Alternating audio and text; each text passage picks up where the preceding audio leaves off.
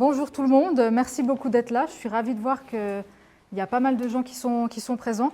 Alors, avant de parler, je voulais juste dire quelques mots sur moi. Alors, Catherine l'a déjà dit, mais donc, je suis chargée d'enseignement à la HEP Vaud. J'enseigne la didactique de l'histoire des religions et de l'éthique et culture religieuse, donc aux différents niveaux pour le primaire, le secondaire et le secondaire 2. J'enseigne aussi la didactique de la citoyenneté, c'est comme ça que j'ai connu Catherine. Et puis, si j'ai été invitée, c'est surtout parce que je viens de soutenir ma thèse de doctorat que j'ai apportée si quelqu'un a envie de feuilleter un tout petit peu. Vous n'aurez pas le temps de la lire en entier en 2 heures, c'est sûr. Cette thèse, elle portait donc sur la réception et l'impact des théories du complot sur des élèves adolescents. Je vais la présenter plus en détail plus loin. Maintenant, alors je vais m'excuser. Normalement, j'aime bien parler debout, mais là, je me remets d'une méchante entorse et en fait, c'est douloureux de rester debout, donc je vais devoir m'asseoir.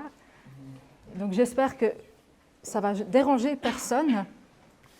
Alors, de quoi est-ce que je vais vous parler aujourd'hui? Alors, comme Catherine l'a dit, l'idée, c'est que je fasse plutôt une conférence théorique. Initialement, on avait discuté du fait que je ferais quelque chose de très interactif. Mais au vu du nombre d'inscriptions, mais aussi au vu de la diversité du public et du fait qu'il y a également Pierre qui est là, qui est un enseignant chevronné qui nous fera part vraiment de ses pratiques professionnelles très concrètes, finalement j'ai décidé de partir sur une conférence un peu plus classique. J'espère que je vais perdre personne en route et que ce sera suffisamment intéressant et stimulant pour tout le monde. Et bien sûr, je vais réserver un moment à la fin pour les échanges, les discussions, les questions, qui, comme ça a été dit, pourront être prolongés évidemment par la suite. Moi, j'ai toujours grand plaisir à échanger avec les gens sur ce que je présente et sur voilà, vos préoccupations aussi. En particulier avec les jeunes, du fait que vous êtes les sujets de mon étude, ça m'intéresse beaucoup d'avoir aussi votre regard sur ce que j'ai fait. Donc, ce que j'ai prévu pour aujourd'hui, donc commencer à parler voilà, très concrètement des enjeux des théories du complot. Alors, dans un sens très général, on peut dire que aujourd'hui, c'est considéré comme un problème public. On va voir pourquoi. Et puis, dans le monde de l'éducation, comme il y a des enseignants dans la salle, vous avez certainement passé par une HEP. Alors, vous avez dû entendre parler du thème des questions sociales vives. Donc, je vais en dire 1 ou 2 mots. On va partir sur la question très complexe de qu'est-ce que c'est une théorie du complot. Je pense qu'on a tous en tête une définition qui nous paraît peut-être évidente, puis en fait, on se rend assez vite compte que ce n'est pas si évident de les définir. Évidemment, je vous présenterai les résultats de mon enquête et surtout, je vais montrer différents extraits de discours d'élèves, puisque donc, je suis allée dans des classes, notamment dans celle de Pierre. Je suis allée d'abord poser des questions aux classes entières et ensuite, j'ai eu différents élèves qui sont venus me voir, soit par petits groupes, soit tout seuls. Et on a eu voilà, des entretiens compréhensifs.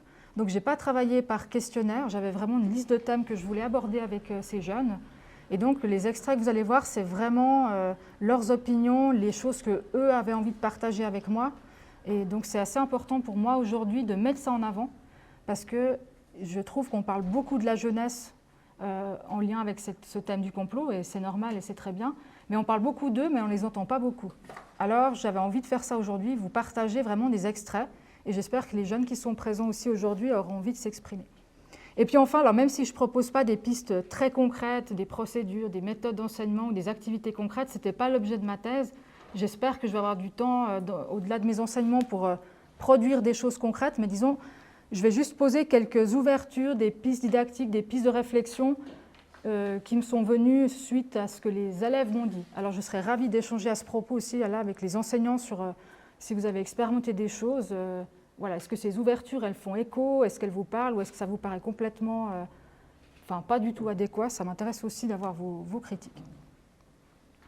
Alors, la question des questions sociales vives. Donc, depuis pas mal d'années maintenant, les théories du complot, elles font la une de l'actualité pour diverses raisons. Elles sont considérées comme un problème public qu'il faut prendre en charge. Et puis, dans le domaine de l'éducation, on va plutôt parler de questions sociales vives. Alors, pour qu'on appelle un phénomène une question sociale vive, il faut 3 éléments. Il faut qu'elle soit vive dans la société. Ça veut dire que tout le monde, vous et moi, ça devient un sujet de discussion dans notre vie privée, dans notre famille, avec nos amis, peut-être sur notre lieu de travail. Et ça peut impacter les relations interpersonnelles. Alors, quand je commençais à parler de ça en 2016, quand je commençais mon travail, ça ne faisait pas trop forcément écho.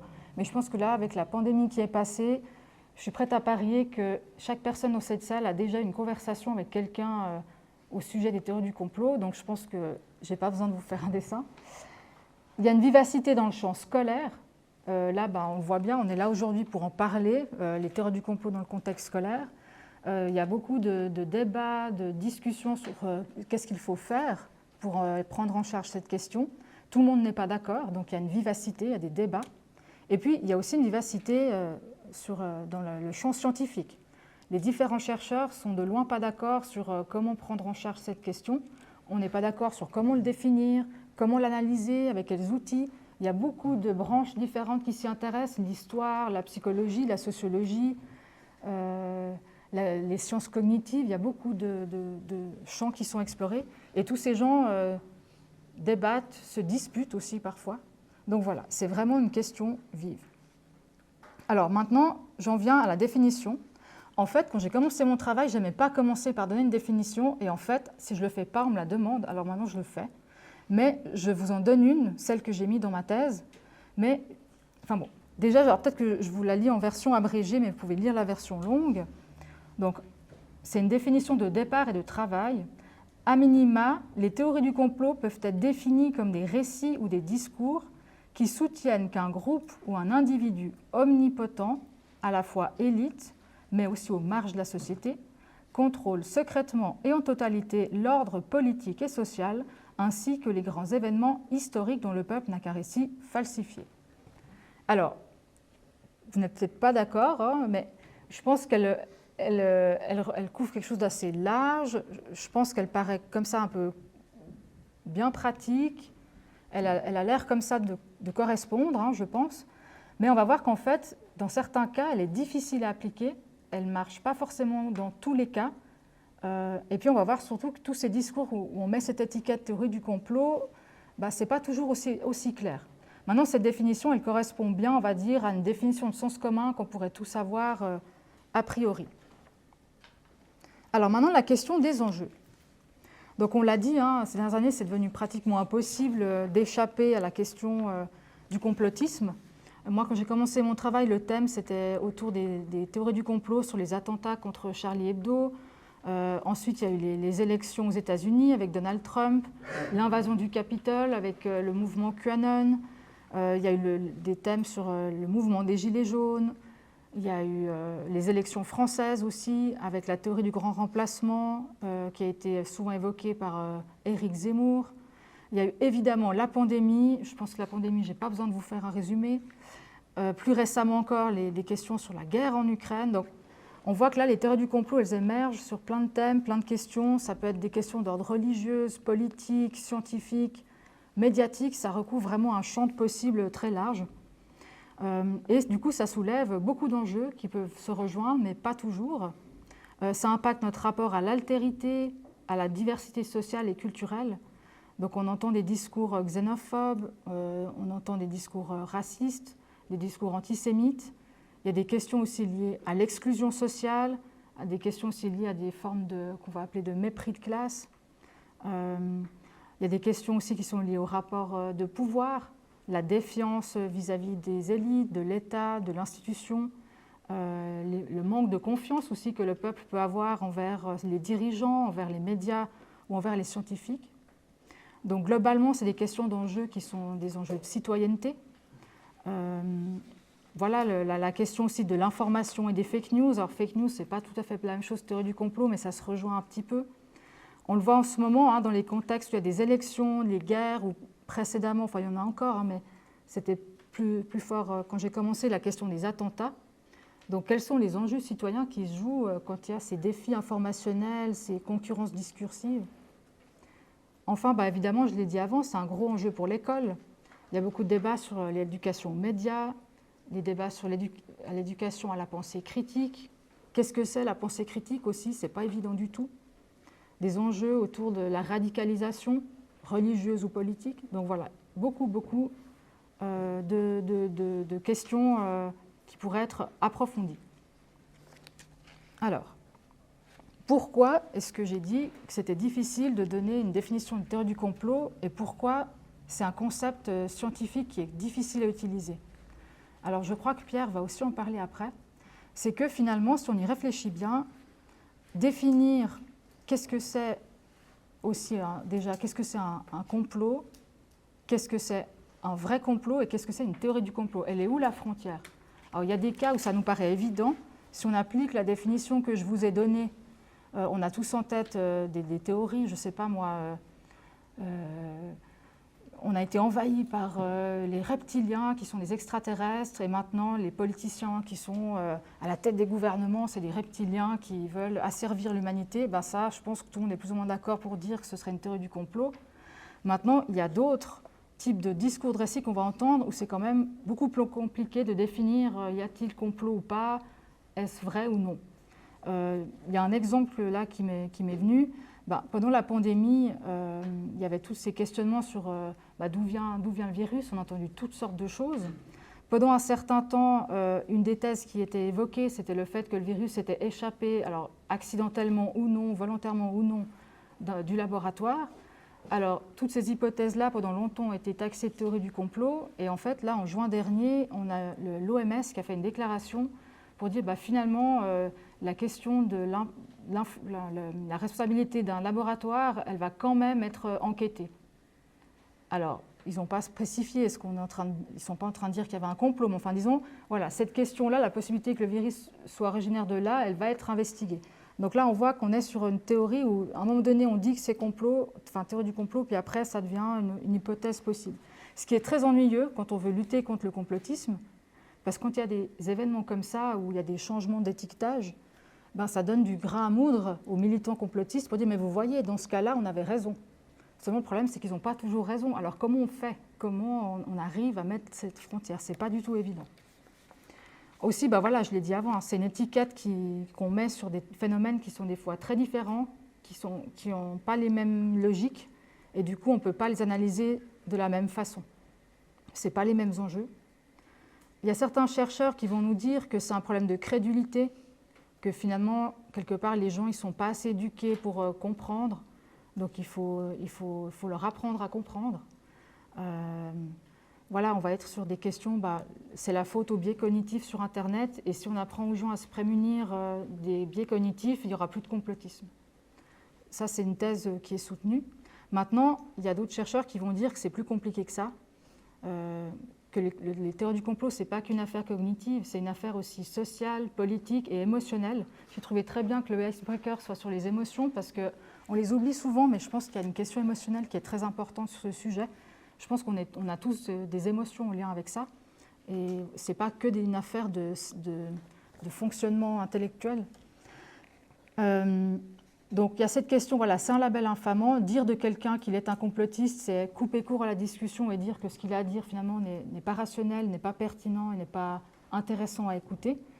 Et on l'a vu, suivant comment on met l'étiquette, il y a quand même des fois où peut-être que les gens ils le disent peut-être maladroitement ou voilà, il y a un biais, mais il y a un fond qui peut être entendu quand même. Je pense notamment à la dénonciation d'injustices qui peuvent parfois prendre la forme de théorie du complot, mais l'énonciation d'un sentiment d'injustice ou d'un sentiment de persécution, parfois il se justifie.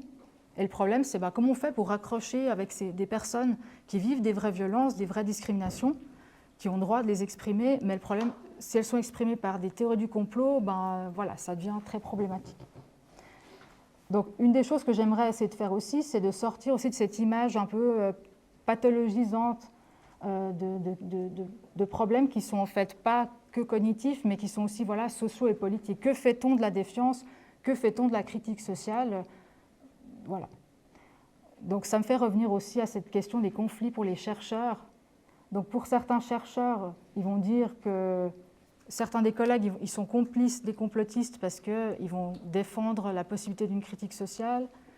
Et puis de l'autre côté, ceux qui sont pour la critique sociale vont dire « Ah, mais ceux qui étudient les biais cognitifs, ils méprisent les gens, ils les infantilisent. » Donc il y a ce conflit en fait, qui n'est pas du tout résolu dans le milieu de la recherche.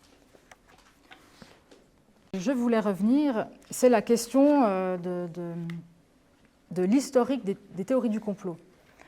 On entend souvent ça et là dans les médias ou dans les discussions à bâton rompu, on a l'impression que les théories du complot sont nées avec Internet, ce qui n'est pas tout à fait vrai. Alors évidemment que Internet offre une caisse de résonance et une possibilité immense de diffusion, mais ce n'est pas du tout un phénomène nouveau, ni dans les logiques, ni dans les structures, ni dans les thématiques qui sont énoncées. Alors là, je vous en ai mis 4. Alors la première, l'essai sur la secte des Illuminés de Jean-Pierre-Louis de Luchet. Alors ça, c'est un texte qui date de 1789. Et là, c'est vraiment... Alors, les Illuminés, donc c'est une référence aux Illuminés de Bavière, c'est un groupe qui venait de qui a un peu imité les francs-maçons, si je résume très très grossièrement. Et c'est ce qui a inspiré aujourd'hui toutes ces théories qu'on a sur les Illuminati, en fait. Donc en fait, cette théorie-là, la théorie du complot Illuminati, si je résume grossièrement, elle existe depuis le XVIIIe siècle. Donc c'est pour vous dire la durée de l'histoire. On a le diable au XIXe siècle, la franc-maçonnerie luciférienne. Alors tout ce thème des sacrifices des francs-maçons, le complot franc-maçon, etc. Ça aussi, on a des récits de ce type depuis le XIXe. Alors là, en l'occurrence, c'est pas un vrai pamphlet, c'est une satire. C'est un personnage qui s'appelle Léo Taxil, qui faisait beaucoup voilà, on va dire de plaisanteries, on peut dire, ce qu'on dirait aujourd'hui des canulars. Il a écrit des livres. Notamment, il avait fait une grosse rumeur qui avait bien marché en Suisse. Il avait dit qu'il y avait un monstre dans le lac Léman, le lac de Genève, excusez-moi. Je ne vais pas faire ma vaudoise de service. Et alors lui, le truc, c'est qu'il a écrit ce livre, et au bout d'un moment, il a fini par dire « Non, mais attendez, c'est un faux, c'est juste un roman, j'ai fait ça pour me moquer », parce que lui-même a été franc-maçon, il l'a quitté, puis il a écrit ce livre pour se moquer des maçons. Puis à aucun moment, il croyait vraiment à ce qu'il a écrit. Et finalement, c'est un livre qui est resté, qui est encore cité aujourd'hui par certains complotistes. Voilà, les francs-maçons font des sacrifices d'enfants pendant leurs rituels, enfin des théories comme ça. Donc, vous voyez, de nouveau, une histoire qui trouve sa source assez loin. Et je vous ai mis aussi deux autres petits documents. Tout en haut, c'est une caricature qui était dans un journal brésilien, où en fait, c'est un sous-marin allemand qui envoie dans les autres pays le virus de la grippe espagnole. Donc là, on peut faire un parallèle avec ce qu'on a vécu avec la pandémie. C'est le même genre de théorie, c'est l'ennemi inocule la maladie comme arme et l'utilise comme arme de guerre. Et toujours sur le thème de la grippe espagnole, ça c'est en 1919, les meetings anti-masques et anti-mesures contre la grippe espagnole à San Francisco. Donc là aussi, rien de nouveau sous le soleil. Donc, je ne suis pas en train de vous dire qu'il n'y a absolument rien de nouveau, mais juste, voilà, pour vous montrer les théories du complot, on n'a pas attendu Internet pour que ça émerge. Ce qui a changé, alors c'est sûr, Internet a quand même changé des choses. Des discours qui autrefois restaient quand même très marginaux, ils sont devenus une alternative très puissante aux médias traditionnels et aux médias professionnels. Donc quelque chose qui se serait... Alors bon, en même temps, je dis ça, puis en même temps, dans ce que je vous ai dit avant, on voit que c'est des textes qui ont continué à circuler.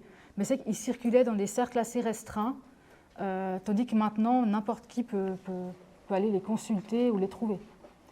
Des individus qui normalement seraient restés isolés avant ont pu créer des plateformes. Alors eux, ils vont les qualifier d'information, de réinformation, et ils peuvent le faire sans aucun investissement financier. Il n'y a plus besoin d'être riche pour publier quoi que ce soit aujourd'hui. En plus, on a voilà, les téléphones, les tablettes, tout le monde peut créer un PDF et le faire circuler sur Internet sans aucune difficulté. Ça, c'est quand même quelque chose d'extrêmement différent par rapport à avant, où pour éditer un livre et l'éditer en beaucoup d'exemplaires, il fallait certains moyens. Et puis évidemment, le filtrage des contenus par les professionnels du savoir et de l'information, donc les chercheurs, les journalistes, c'est devenu beaucoup plus difficile. Maintenant, il y a tous ces débats, faut-il ou pas censurer les théories du complot? Alors admettons qu'on le fasse, mais est-ce que c'est vraiment faisable? Est-ce qu'on peut vraiment le faire? Là, moi, j'ai vu, il y a certains activistes complotistes que j'ai suivis. Quand on ferme leur page YouTube, ils en ouvrent une autre avec un autre pseudonyme. Ils sont sur des canaux Telegram, WhatsApp, etc. Il y en a même certains comme finalement on va interdire leur nom sur les réseaux sociaux. Leur nom devient un label où dès que le nom apparaît, ça disparaît. Mais finalement, ils se font inviter dans les chaînes YouTube d'autres activistes. Puis d'un coup, bam, ils apparaissent alors qu'il n'y avait pas leur nom. Donc au final, la censure, elle ne suffit pas parce que en fait, c'est un peu peine perdue. On n'arrive pas à juste dire on les élimine des réseaux.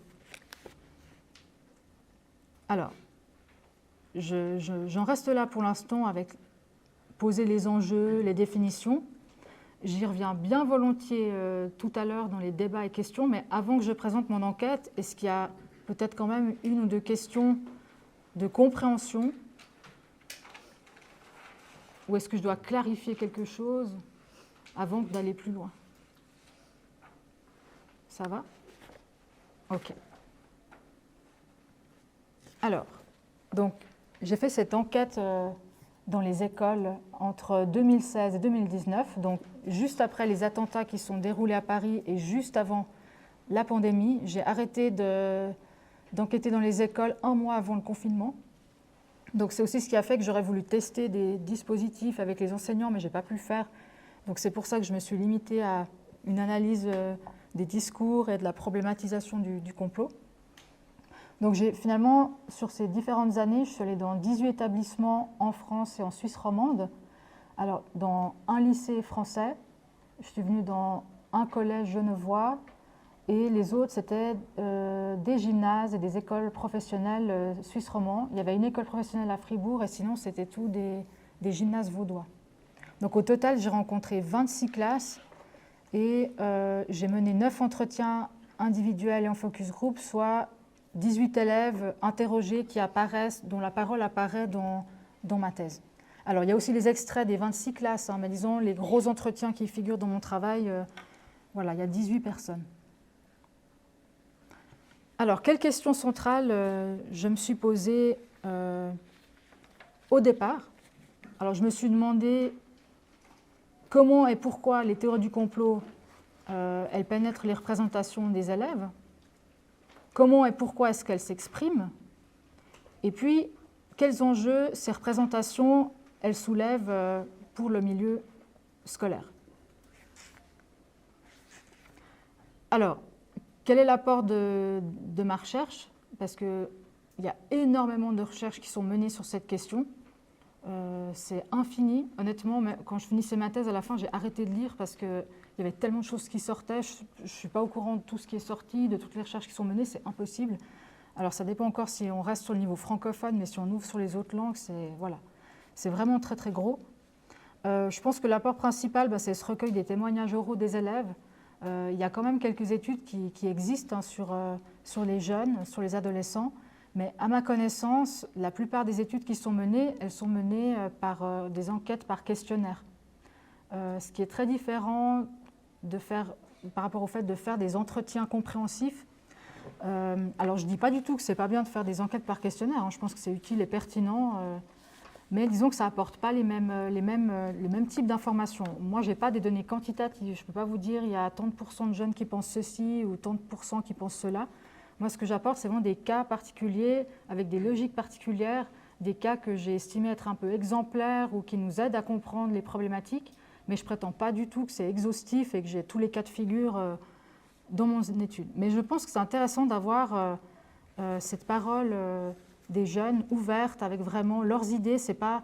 Moi, je leur demandais juste qu'est-ce que c'est pour toi une théorie du complot? Est-ce que tu peux me donner une définition? Est-ce que tu peux me donner des exemples?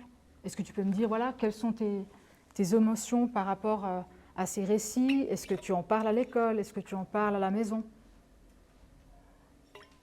Est-ce que tu en parles avec tes amis? Comment tu en as pris connaissance? J'avais des questions comme ça très larges et je laissais le plus possible le jeune avec qui je discutais venir avec ses propres idées, ses propres questionnements. Il y en a beaucoup qui sont aussi venus me voir parce qu'ils avaient des questions. Et ils me disaient aussi, par exemple, je n'arrive pas à en parler avec mes parents ou j'ose pas en parler pour différentes raisons. Donc voilà, c'est pour ça que les entretiens qu'on appelle compréhensifs, ils sont assez utiles parce qu'ils permettent un échange un peu plus large et un peu plus vaste que connaissez-vous telle théorie ou comment vous informez-vous. La personne, elle est plus libre de mettre les sujets qui l'intéressent. Du coup, j'ai constaté qu'il y avait vraiment une diversité de profils chez les jeunes. Ils sont loin d'être tous pareils. Et je ne parle pas que de facteurs sociologiques, hein, l'âge, le genre, l'éducation, mais juste leur rapport à ce sujet des théories du complot, ils peuvent être très très différents. Et puis surtout, je pense que j'ai voulu essayer de remettre un peu en cause certains stéréotypes qu'on pouvait avoir sur les élèves, sur les jeunes, mais aussi plus largement sur ceux qu'on qualifie de complotistes. Donc en ce sens-là, je partage certaines critiques qui se sont élevées contre des enquêtes d'opinion qui sont devenues assez célèbres, notamment des enquêtes françaises, et puis notamment certaines initiatives de lutte contre le complotisme, qui en fait ont participé à construire une image un peu trop stéréotypée du complotiste type. On me demande souvent, mais est-ce qu'il y a des caractéristiques typiques pour définir un complotiste? Alors certains chercheurs vous diront que oui. Moi, je suis un peu plus mitigée sur cette question-là. Donc je ne dis pas que ces études ont tout faux, je dis juste que pour moi, voilà, elles ne permettent pas de comprendre le phénomène dans son ensemble. Donc si je grossis le trait, on entend souvent qu'en gros, les complotistes, ils seraient surtout plutôt jeunes, plutôt pauvres et peu éduqués. Alors, je vais vous épargner tous les débats scientifiques sur ce sujet, notamment sur pourquoi est-ce que ce type d'enquête, ils obtiennent beaucoup ce genre de résultats. Mais ce que j'ai envie de dire, c'est de dire... Alors, on nous dira aussi, attention, il ne faut pas prendre la seule exception pour dire que l'étude est fausse, ce n'est pas non plus ce que je veux faire, mais disons, on a quand même vu récemment qu'avec, par exemple, le mouvement QAnon aux États-Unis, la pandémie, je pense qu'avec la pandémie, vous avez dans votre entourage des gens très différents qui ont adhéré à certaines théories du complot. On a aussi cette affaire du suicide qui a eu lieu à Montreux dans cette famille, je ne sais pas si vous avez vu dans les journaux. Ben là, typiquement, c'était une famille plutôt aisée, avec un haut niveau d'éducation. Donc là, on voit en fait que finalement, personne n'est totalement immunisé contre le risque d'être, je ne sais pas quel est le terme qu'il faudrait utiliser, de tomber dans le complotisme ou d'adhérer à une théorie du complot. Je pense que finalement, ça pourrait arriver à n'importe qui.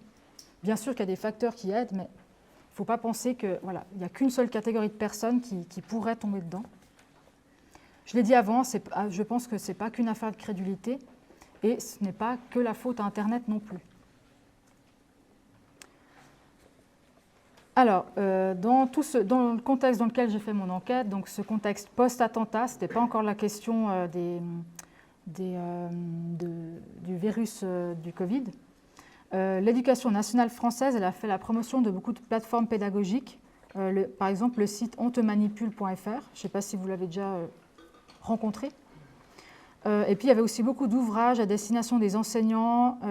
Et en fait, à l'époque, c'est en train d'évoluer, mais à l'époque, c'était beaucoup axé exclusivement sur le fact-checking, donc des activités pour identifier et démonter des théories du complot. Par exemple, le petit schéma qui est là, je vais le détailler un peu plus tout à l'heure. Et puis, donc, toutes ces initiatives, elles ont été beaucoup reprises par les sites suisses, notamment par la RTS. J'ai écrit à la RTS pendant mon enquête pour leur demander comment ils avaient fait leur page, quelles étaient leurs sources, etc. Et finalement, je me suis rendu compte que pour la grande partie, ils reprenaient ce qu'il y avait sur les sites français. Alors, ce que je reproche à ces initiatives-là, c'est qu'à mon sens, elles aussi, elles véhiculent des stéréotypes sur les adolescents que j'aimerais pouvoir un petit peu nuancer. Alors déjà, il y avait souvent cette idée que le rapport des adolescents aux théories du complot, c'était forcément un rapport de croyance. Comme si un adolescent il est soumis à une théorie du complot, il va forcément y croire. Ou en tout cas, il va y croire plus facilement que les adultes. Alors, je pense que cette idée, maintenant, elle est moins partagée parce qu'avec ce qui s'est passé avec le Covid, on a vu qu'en fait, ça concerne aussi beaucoup les adultes. Donc ça, c'est moins vrai aujourd'hui, je pense. Je l'ai déjà dit avant, le stéréotype que les adolescents seraient forcément crédules, naïfs ou inconscients. Moi, j'ai quand même rencontré pas mal de jeunes de différents milieux qui, en fait, savent très bien qu'il y a du second degré sur Internet, ils savent qu'il y a de la manipulation, ils ne sont pas totalement crédules. Alors là, c'est mon expérience personnelle, ce n'est pas une étude que j'ai menée, mais par exemple, sur les réseaux sociaux, moi, j'ai plus souvent entendu parler, par exemple, mes grands-parents, mes grands-oncles et grandes-tantes se faire avoir par des posts Facebook ou d'autres réseaux sociaux que les plus jeunes. Je pense que pour les jeunes, il y a d'autres problématiques, mais en fait, je ne pense pas qu'ils soient forcément plus crédules que les adultes. Il y a tous ces questions du thème du manque d'éducation aux médias, à l'esprit critique et aux faits scientifiques. Alors, je ne suis pas en train de dire qu'il ne faut pas faire ça avec les jeunes. Bien évidemment qu'il faut les éduquer aux médias, à l'esprit critique, aux faits scientifiques, mais disons, il ne faut pas non plus partir de l'idée qu'ils ne savent rien là-dessus, qu'ils ne savent pas qu'il faut le faire et que ça n'existe pas. Souvent, en fait, ils en entendent quand même beaucoup parler à l'école. C'est juste que parfois, il y a peut-être des problèmes de compréhension sur qu'est-ce qu'on appelle la critique des médias, qu'est-ce qu'on appelle l'esprit critique. Et des fois, là, c'est ça que j'ai vu avec les élèves. C'est souvent, il y a ils intègrent qu'il faut faire ça, mais ils ne le font peut-être pas jusqu'au bout, ou comme nous, en tant qu'enseignants, on aimerait qu'ils le fassent. Et puis la question de la faute à Internet, alors là, je vais aussi en parler. Les adolescents que j'ai rencontrés qui adhéraient vraiment à des discours problématiques, souvent, ils étaient, si on peut parler de croyances, leurs croyances ne venaient pas en premier lieu d'Internet. Ça venait souvent d'abord de l'entourage, d'une socialisation, et Internet, ça venait plutôt nourrir et conforter les idées. Et il y a une autre chose, alors ça, c'est mon côté didacticienne. Moi, j'aime bien qu'on garde en tête qu'un jeune qui vient à l'école, un adolescent, il ne vient pas avec rien dans sa tête. Ce n'est pas un être vide qu'on remplit avec un entonnoir, il vient avec une socialisation, avec des idées, des questions, il a déjà des compétences, des savoirs. C'est un citoyen en devenir, donc il se pose des questions, il a des idées, des opinions.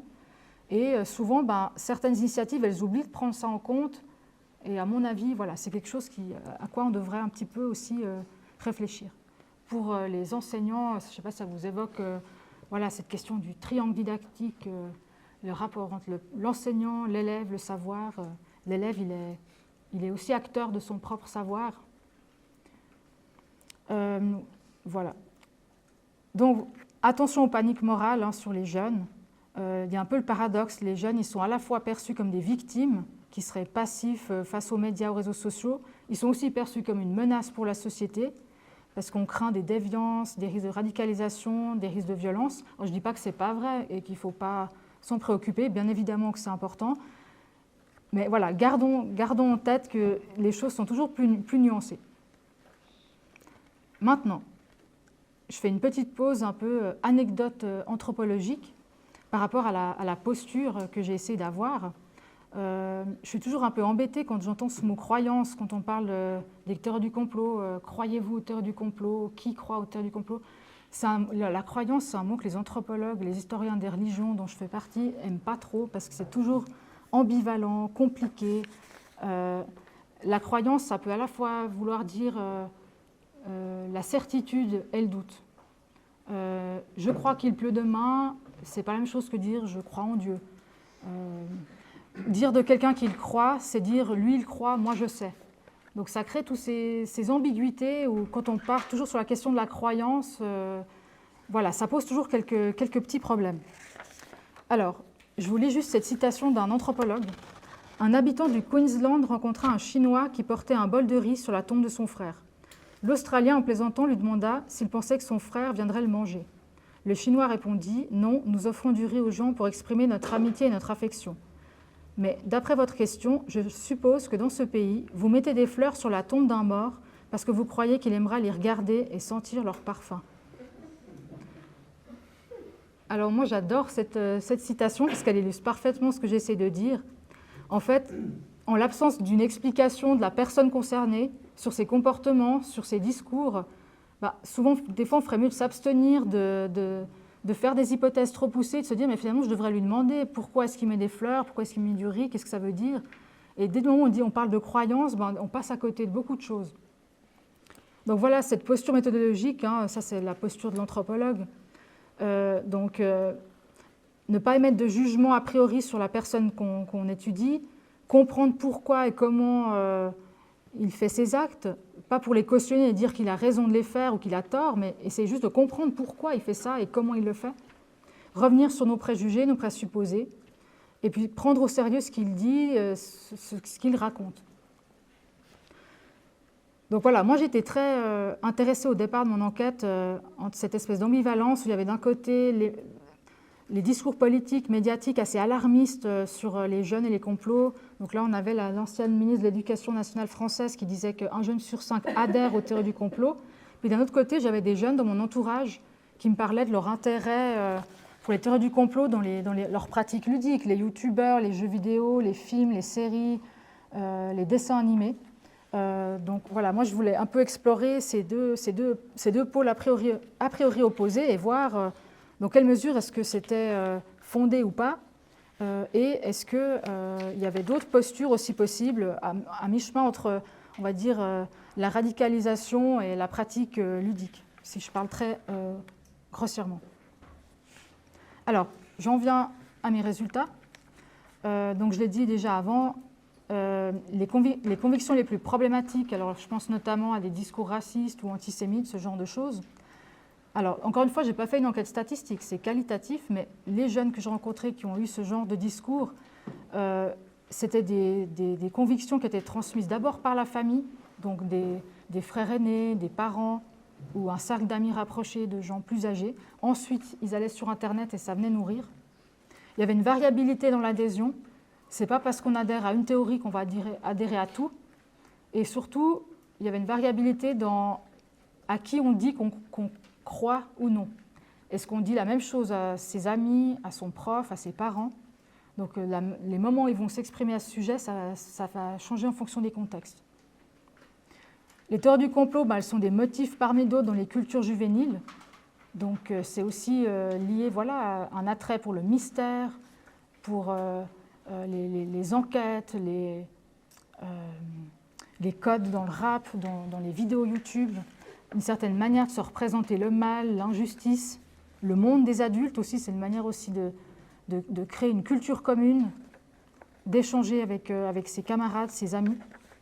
C'est aussi une manière de se mettre en scène soi-même, de pouvoir affirmer des choses. Je suis mature, je ne me fais pas avoir, je pense par moi-même, je ne crois pas, les autres y croient, moi je suis dans une autre posture. Il y avait aussi cette question des attentes vis-à-vis des adultes. Il y avait des attentes qui ont été exprimées, une envie qu'on en parle à l'école, une envie d'en parler avec les parents, l'impression que des fois ils avaient du mal à se faire comprendre, que leur questionnement n'était pas forcément entendu. J'ai eu des cas d'élèves qui me disaient « mais en fait, moi j'ai essayé d'en parler avec mes parents, puis ils m'ont dit que je regardais trop de films. Et en fait, mes questions, elles étaient sincères et sérieuses, mais voilà. » Ou alors des élèves qui me rapportent que l'enseignant pensait que c'était de la provocation, alors qu'il y avait une réelle question derrière. Donc il y avait des fois aussi ces quiproquos entre jeunes et adultes.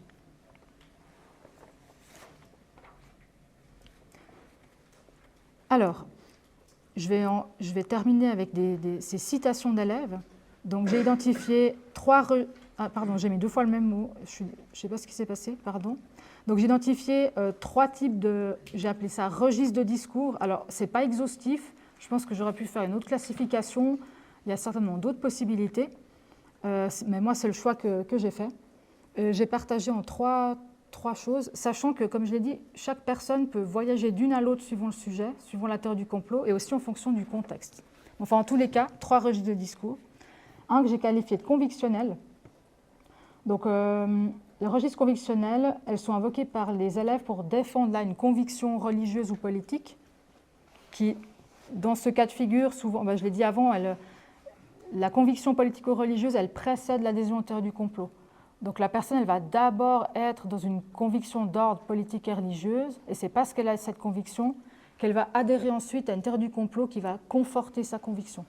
Donc ce n'est pas par les théories du complot qu'elle va, entre guillemets, se radicaliser, c'est le mouvement inverse.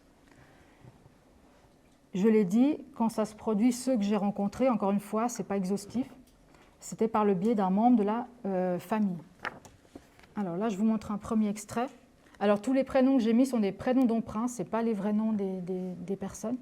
Donc là, Karim, 15 ans, qui était élève de seconde en France. Comme mon père, il m'avait dit, les juifs, ils n'aiment pas trop les musulmans. Les médias, c'est par les juifs en fait. Par exemple, l'affaire qui arrive à Tariq Ramadan, c'est pour salir l'image des Arabes.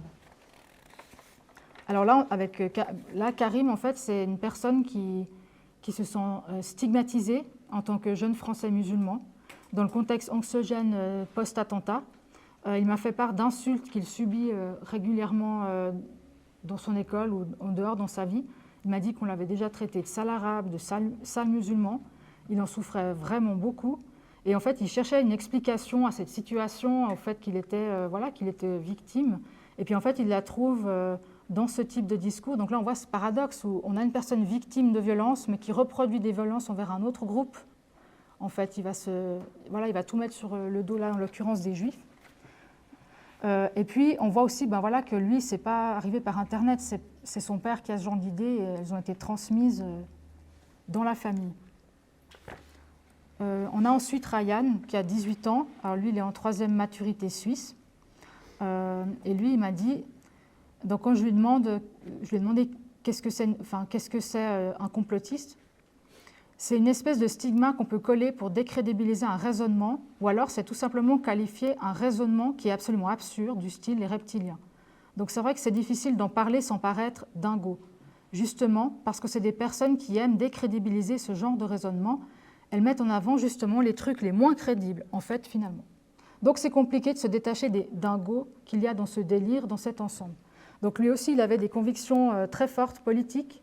Alors lui aussi, il était paradoxal parce qu'il se définissait comme marxiste, mais toutes ses sources étaient d'extrême droite.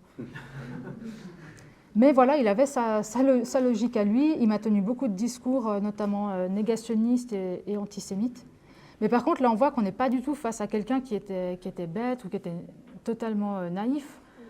Il était notamment très conscient du fait que ses idées étaient répréhensibles. Il ne les exprimait pas en public. Il ne s'est jamais opposé à ce que disait son enseignant pendant les cours sur la Shoah, par exemple. Il a conscience, voilà, lui, il est passé totalement sous les radars pendant son gymnase. Il a très bien réussi son gymnase et ses enseignants venaient me dire « Ah, lui, il est super bien, il est brillant, etc. » Alors, c'est vrai que c'était un garçon très brillant, il s'exprimait très bien, il lisait beaucoup. Enfin, c'est un personnage haut en couleur. Mais enfin, voilà, là, on voit qu'on sort un peu du stéréotype du jeune crédule. Alors, bien sûr, il a des idées très problématiques, mais voilà, il y a cette conscience aussi du double discours, du jeu qu'il peut y avoir. Alors, je vais me dépêcher parce que je vois que j'ai déjà dépassé mon temps. Alors, je donnerai peut-être qu'un exemple pour chacun des deux autres. Oui. 35 minutes sur les 15 minutes des Ouais, questions. ok. Je veux juste, du coup, comme ça, je finis les extraits. Alors, pour le registre critique, alors là, il y a des liens avec la première, le registre convictionnel, mais je dirais que là, la différence, c'est que le plus important dans le registre critique, ce n'est pas de défendre absolument une conviction, c'est plutôt d'affirmer une posture, c'est une mise en scène aussi de soi qui devient importante. Donc là, souvent, il s'agit plutôt d'affirmer une posture de défiance vis-à-vis des institutions, qu'elles soient scolaires, médiatiques, scientifiques ou politiques, et surtout, en gros, les sachants, ceux qui ont le pouvoir, ceux qui savent les choses. Dans ce registre, les théories du complot, elles sont invoquées plutôt comme une sorte d'usage éclairé de la pensée critique, mais on voit là que souvent, ce concept de pensée critique, il est un peu mal compris, ou il ne se fait pas jusqu'au bout. Et parfois, il y a confusion de la part des élèves entre critiquer au sens de donner son opinion personnelle, faire preuve de défiance et exercer la pensée critique comme on le ferait en sciences humaines et comme on essaie de l'enseigner aux élèves à l'école. Donc là, il y a un peu, l'élève, il pense qu'il fait preuve de pensée critique, puis nous, en tant qu'enseignants, c'est pas ça qu'on voudrait, en fait. Donc on voit ici qu'il y a une quête d'autonomie intellectuelle et sociale, et puis aussi une exploration des limites de ce qui est acceptable de dire ou pas en public. Alors là, on a Léo. Moi, madame, je trouve qu'on ne peut pas vraiment dire si ces théories, donc on parlait de l'alunissage en 1969, elles sont vraies ou pas, si on ne peut pas les voir de nos propres yeux. Quelqu'un peut nous dire, mais on ne peut pas savoir s'il nous dit la vérité. Moi, je ne dis pas que je ne crois pas, mais je peux comprendre que des gens disent, moi, j'y crois pas. Donc là, il y a le problème de la confiance. Et puis, il y a ce problème aussi d'une certaine vision un peu naïve, j'ai envie de dire, du savoir et de la... Là, on ne parle pas forcément de la science, on parle d'un événement d'actualité, mais ça marche aussi pour la science. Cette vision un peu scientiste, on leur a tellement dit qu'il faut être scientifique qu'ils se disent mais la science, c'est voir les choses par soi-même, c'est expérimenter par soi-même. Puis en fait, le problème, c'est qu'il y a même des choses qu'on ne peut pas voir de nos propres yeux, qu'on ne peut pas expérimenter nous-mêmes. Par exemple, on ne peut pas reproduire nous-mêmes les expériences du CERN dans notre cuisine. Il y a un moment donné, on est obligé de croire ce que le CERN nous dit, si on n'est pas soi-même un scientifique. Donc il y a toutes ces questions un peu, comment on fait pour enseigner les démarches scientifiques des élèves en leur disant oui, alors là tu peux essayer tout seul, puis il y a des trucs, non, tu ne peux pas essayer tout seul. Donc à un moment donné, comment on fait pour qu'il y ait cette confiance, cette base commune, donc voilà. Voilà, alors je ne montre pas tout, j'ai plus le temps. L'autre catégorie, alors là c'est celle qui revenait vraiment le plus, c'est aussi celle qui est la plus facile à évoquer. J'ai quand même conscience que pour les jeunes, ce n'était pas évident de venir me parler, donc j'ai eu plus de discours ludiques que de discours que j'ai appelés critiques ou convictionnels. Donc là, le rapport ludique, c'est vraiment dans le cas d'une culture partagée entre les pairs, ça correspond à la consommation de produits de l'industrie du divertissement. C'est des codes, des symboles communs, donc des vêtements, des accessoires, des mots qui sont employés, des graffitis qui sont faits. C'est les cultures juvéniles, l'univers de tel ou tel youtubeur, de tel rappeur, d'univers fictionnel, dans lequel vont se mélanger les théories du complot, les légendes urbaines, les mystères, les scénarios de fiction. Et donc là, on a par exemple Emma qui nous dit mais c'est que plus on est immergé dans ce film, alors là elle me parlait de Harry Potter, dans ce monde, on aime tellement cet univers, plus on veut que ce soit réel. Donc là elle me parlait d'une vidéo qu'elle avait vue sur YouTube. Là c'est une capture d'écran où on voit dans cette vidéo des gens qui disent qu'ils ont vu des détraqueurs dans le ciel en Afrique du Sud. Et elle me dit, je sais que ce n'est pas vrai, mais en fait, j'aimerais tellement que ça le soit que j'adore regarder ces vidéos parce que j'ai l'impression de vivre dans l'univers de la fiction que j'aime. Après, on a aussi l'expression d'une sorte de relativisme aussi. Yanis, par exemple, ça me fait rire, ces histoires un peu folles, des gens qui racontent des choses style que la Terre est plate ou que les personnes n'ont jamais marché sur la Lune. Ça me fait plus rire que prendre ça au sérieux et me dire, est-ce que ça existe vraiment? Donc là, on voit aussi, il y a une conscience aussi... ils ne vont pas prendre tout pour acquis, il y a aussi juste que ça les amuse. Mais comme nous, en tant qu'adultes, ça nous amuse aussi de voir ces choses. Et on a aussi le fait d'avoir ce besoin de jouer à se faire peur, ou les théories du complot sur YouTube ou sur d'autres réseaux sociaux, ça peut être la même chose que de regarder une série. Je ne sais pas si vous connaissez la série Dark Mirror. Cette dystopie technologique. Finalement, les théories du complot, elles peuvent ressembler en certains points au fait de regarder une série dystopique, où finalement, on va prendre plaisir à accepter un récit pour ressentir des émotions fortes, pour se faire peur. Donc là, on a Aurélie qui me parle de jeux vidéo. J'ai vu une vidéo comme quoi il y avait parfois dans Zelda des fichiers poussés dans le jeu. On peut rentrer dedans, il y a beaucoup d'images en mode Illuminati, Satan, 666. En gros, ça pourrait carrément, entre guillemets, posséder la console. En fait, c'est un peu pour faire peur. Mais en gros, c'est dans le jeu, il y a dans les paramètres et tout. Si on rentre un code chelou ou on rentre des indications, on peut rentrer dans un autre mode dans le jeu. De base, c'est juste un jeu. Ils l'ont poussé par rapport aux Illuminati, ils ont carrément créé un mode pour ce monde. Je lui ai demandé si elle avait essayé de faire ça. Elle m'a dit « Ah non, je ne l'ai jamais fait, j'ai trop peur ». Puis après, elle a quand même rigolé un peu. Enfin, j'ai juste regardé des vidéos sur ça. Donc voilà, on voit qu'il y a ce type de pratique aussi qu'on peut tout à fait comprendre.